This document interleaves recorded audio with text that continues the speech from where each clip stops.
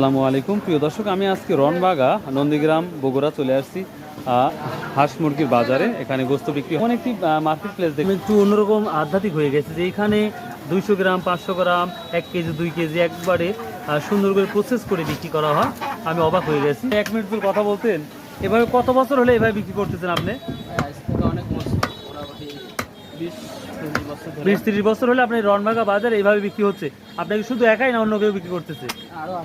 আরো অনেক বিক্রি করছে না? এখানে কত টাকা কেজি নিচ্ছেন ব্রয়লার গুলা? 280 টাকা এই প্রসেস করে। আর অন্য মুরগি 400 টাকা কেজি না?